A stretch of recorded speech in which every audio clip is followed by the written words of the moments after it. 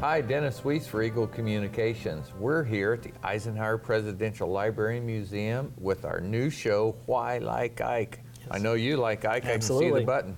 This is the curator of the museum, Mr. William Snyder. Hi, Dennis. Thanks How's for coming your back world? again. It's wonderful. Thanks. How's yours? That's great. Good. But you have a special thing for us today. You have a complete display behind us and on a table in front of us regarding Dwight David Eisenhower and painting. Why? Why? Well, of course, many people know of Ike, the five-star general and president of the United States, but they may not know that he liked to paint as a hobby and as a form of relaxation in his spare time. Other presidents have painted, other world leaders have painted. It seems to be something that they need to do when they're not saving the world, huh? Something like that. Yeah. As a matter of fact, there's a great story. We're not sure how true it is, but Great stories, isn't it? But during World War II, Eisenhower was up to smoking 4 packs of cigarettes a day under the stress, as you might expect. And Sir Winston Churchill, who enjoyed his own cigars, advised Ike that he probably smoked too much. Maybe he should find another way to relax. He should probably take up painting, because Churchill himself was a painter. Right. So we don't know if that's exactly true, but we do know If that... it's not, it should be. It should be. It's a great That's story. right. It's a great story. You know, my dad came home smoking 4 packs a day, too. So I think a lot of GIs, including Dwight David Eisenhower, found that as an outlet for the stress they were under. Definitely. Okay, so take us through the legacy of Dwight David Eisenhower and painting. When did he get started after, let's say Churchill told him to start painting? When did he pick up a brush? The first time we know he picked up a brush was when he was president of Columbia University, and that was from 1948 to 1950. And the university had hired a portrait painter named Thomas Stevens to come in and paint a portrait of Mamie as First Lady of Columbia University. Sure. So they were almost finished, and apparently Mamie and Stevens went out someplace into the home to try and find a place to hang the portrait, and I picked up a scrap of canvas and some of the paints that the artist had left and tried to copy Mamie's portrait. And they came back into the room and everybody had a good laugh because Ike's attempt was so bad. But the very next day, Stevens sent Ike a painting kit, and that was it. He painted for the rest of his life, the next 20 years. Many of the things behind us on the wall were gifts to a president, right? We do have gifts to the president, yes. And this is one of them here. It was either the first or second Christmas he was in the White House. His staff and cabinet got together, and of course paint by numbers were very popular in the 1950s. And as a surprise Christmas present, slight joke perhaps, they all painted a different paint by numbers and gave the president this whole set of paint by numbers. So this is the one that was painted by Herbert Burnell, who was Ike's Attorney General. The Attorney General of the United States painted by the numbers this picture. So who would have guessed? Who would have guessed? Right. And then a couple of years later, again, because pretty much the world knew that Ike was the painter president, we even have this paint by numbers that was done by Broadway and movie star Ethel Merman. And I'll bet she sang the whole time. What do you think? She might have. It's certainly as colorful as Ethel was, so absolutely. I am really excited about this particular program because when people think of Dwight David Eisenhower, they do not think about painting. I don't think so, no. And he said that he found it very relaxing because it freed up his mind to think about other things. Now, to me, that doesn't sound like a way to relax, but it did for Ike, and it just really shows that his mind was constantly busy. He was always on the bigger picture, even if he was painting. Yeah, you know, it's for somebody whose mind is at that level, I would imagine it's almost impossible to turn it off. I would think so. So your only choice is to think about something else, to focus that energy on, and many people choose this. Yes.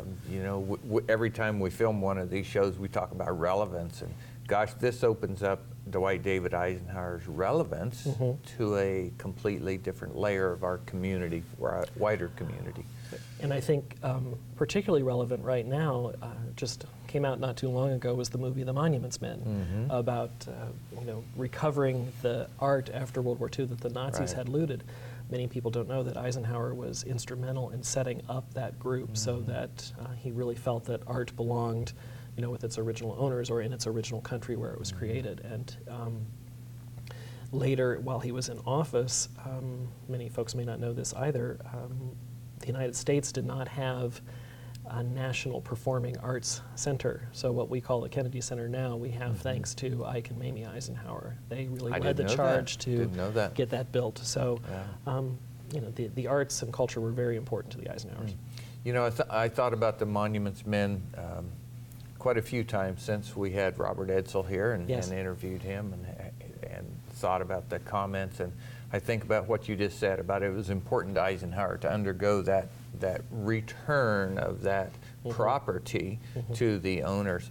Many of the owners were gone. Yes. But there was a lot of property taken that didn't get returned to owners. Right. This property was special more than property because it was not only personal property, it was considered, and still today, property of such great value to the rest of the world that an overarching commitment had to be made to return it and restore it. Very well said. That's it, and that's exactly the way that Ike felt about it too. Yeah, I think it's very exciting. I look at some of the things that I've never seen before, and I come here frequently, so, you know, that are up on the wall behind us. And the range of people that reached out to Dwight David Eisenhower through art, and the numbers of people that he reached back to. We have things that are up here that were gifts from Eisenhower to other people as well. So art was very much a part of Dwight David Eisenhower's later life. It definitely was. He was very fond of painting portraits, either of people he knew or historical figures that he admired, like the Lincoln portrait behind us. But he would frequently paint portraits of his friends and give them as gifts, or sometimes if you had a special hobby that you like to do, you might be painted doing that activity. So behind me on this side we have General Anthony Biddle that Ike painted his portrait of, and actually, signed it on the back to him. Okay. And there's a couple of portraits that I've seen, unfortunately just photographs, we don't have them here in the collection. But he painted some of his friends, and when he gave them to them, he wrote on the back of the canvas, "With apologies, Ike." I wonder if he wrote that to his brother Milton. No, this is his youngest brother Milton, so that is a good portrait. So that's my middle name, by the way. My grandfather was named Milton, and I'm proud to carry it. So good. Must have been popular at the time. It must have been. Must have been. So, but he also liked to paint landscapes, and he did a few still lifes, but it was mostly portraits and landscapes that he liked to paint. And often the landscapes were places he had been on his travels around the world, things that were, really important for him to remember, and he just kind of liked experimenting with them and getting them down. When I walked in a room today, in fact, you caught me out mesmerized in the exhibits, as I always just get stuck, and I was stuck in a section that I often get stuck at, and you go, that's my least favorite part of the museum. Well, we're going to tell people but here's the deal. There is so much here that people have such diverse tastes in what interests them. We're not unusual in that regard, right? No, not at all. The world all is attracted to different things, but you can come here, and I guarantee you, whatever age you are, whatever interest you are, there is something on display that will captivate your interest. Thank you for saying that, Dennis. I think that's absolutely true, and we're so fortunate that not only do we have those 8 years of the presidency, we have Ike's 40-year military career to tell the story about too, which is really speaks to different audiences, just those two topics alone, let alone everything else we might touch on. If we had a magic wand, you and I feel that the very first wave would be exactly the same, and this building would go from this size to about this size, and it would all be on display. If it were possible, what's contained here is a huge treasure trove of history of incalculable value to the world. Absolutely. There may not necessarily be any intrinsic value in what the piece is, but just what the story it tells. Value. And I think that's important too. And one of the things that we're so fortunate that the collection is so vast that we do have the opportunity to rotate different artifacts through different parts of the exhibit. And so there's always, it may just be one or two things out that might be different the next time you come, but there's always something new out for people to see. I like to give credit where I believe where credit is due, and of course that's one man's opinion, mine, and I'm talking, so here we go. Since Carl has been here, there has just been a wonderful healthy feeling about what happens in this facility. It's open to the public in many ways. The door just opens, and Carl and his team come in and share. Absolutely. And That's why we're when here. we do come in and share, the staff, of which we have you on camera today, has put their creativity and their energy into making these treasure trove of artifacts available to see. That's a critical component. It's right there behind the glass, and it's not a photograph, it's not an internet, it's not a click on Google. It's right there, just inches away behind the glass. It affects people differently when Absolutely. it's real in front of you. Yes. And we're so fortunate that we have such a great team, and it really is a team effort. No one person does any particular aspect of our jobs here. Everybody pulls together, and I think that's why it just works so well, and so I'm glad you think that it's welcoming, and I Great. hope most of our visitors do too. Yeah, So. I'm sure they do. Up behind me, Yes. first of all, we have a president of a very happy guy, a Yes. picture of a very happy guy up there painting. Yeah, and that's a wonderful, that's certainly in retirement. It's one of the few color photographs we have of Eisenhower, and just to see him smiling into the camera and having a good time painting. Yeah. So. I would like to point out for folks that that the team here produced that display Yes. from a photograph, and it takes money to do those things. And so that many of the donations that trickle in the door here go towards making these sorts of things available, as well as through the funding of our tax dollars in NARA. It's a tremendous opportunity. Instead of just a little photograph, that you guys can produce that Yes. and put it on Well, thank you. display. Yes. Yeah. And then right next to that, looks like that was shot in my hometown where I grew up. It wasn't not. probably, but No. tell us the history of that photograph. Well, that's a painting. That painting is actually not by Eisenhower, but I wanted to put out a few while we were doing this episode that were gifts to the president. And we talked about at the beginning Winston Churchill being a painter. That is a Churchill painting. And at one point he offered Ike his choice of 3 of his own paintings, and that is the Churchill that Eisenhower selected to keep. Yeah, that looks like Southwest Colorado in the springtime to me.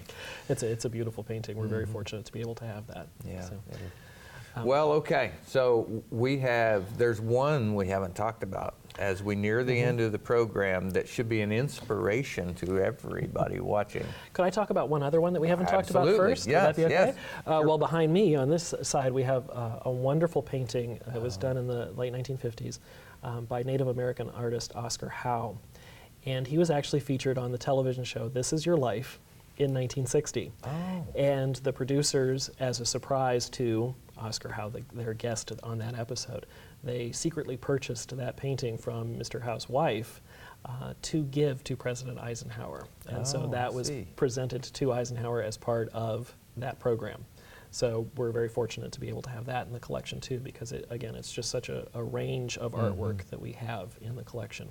And so, that one goes on display every once in a while as well. Well, that's great. The art community would be very interested in the range of things we have in the room today. And the good news is they'll get to see them in the museum. That's right. That's right. So the one we haven't talked about that you said should be inspiration to everyone is this small still life in front of you. And our collection continues to grow, and this particular painting was given to us just a few years ago. Ike painted that and presented it to one of his staff members. And in later life, this gentleman and his wife never had any children, so as a thank you to their caregiver, they gave her the 2 Eisenhower paintings that they had. She apparently did not appreciate them. And in later life, when her children were cleaning out her home, they discovered these 2 paintings on a dusty shelf in a fruit cellar in her basement, as they called it. So she just told them, throw everything in the basement away. And we're so very fortunate that they realized That they looked at the back. They looked at the back and noticed the DE initials on the signature on the front, Yeah. and so they called us up and said, "Would you like 2 more paintings?" And of course we said yes. Maybe that's why I never throw anything out at home. I really don't know if I have a painting by Dwight David Eisenhower around, but if I No. did, I would still have it. That's right. That's right. So never throw anything away. And a lovely painting, too. It is indeed. Lovely It is indeed. painting, too. I look at the numbers of people who fair word maybe, retreat into art to relieve the pressures of their mind in a healthy way. Yes. Creates beauty for the rest of us in a way that they maybe never, they certainly didn't plan on. Right. Probably never thought about. That's right. Ike gave most of these paintings away. He kept very few of his own, so we're very fortunate that they've been trickling into the museum over the years. We have about 40 of his paintings in the collection, including 2 that were left unfinished at the time of his death. So we have those as well. Well, William, it's been a terrific show today. Talk about a part of Ike's life that many people don't know about. It certainly will perk the ears up of some viewers that said, wow, I need to go see that art. Absolutely. And I need to talk to those folks about Eisenhower and the art that's contained here in the halls of the Eisenhower Presidential Library. Sure enjoyed visiting with you. We appreciate all of the staff and the expertise that you folks bring to preserving the legacy of one of the greatest men that has ever served our country. That's right. Thank you so much. Great to see you. Nice to see you too. Folks, we appreciate the opportunity to present Why Like Ike here at the Eisenhower Presidential Library and Museum. For Eagle Communications, I'm Dennis Weiss. Have a great day.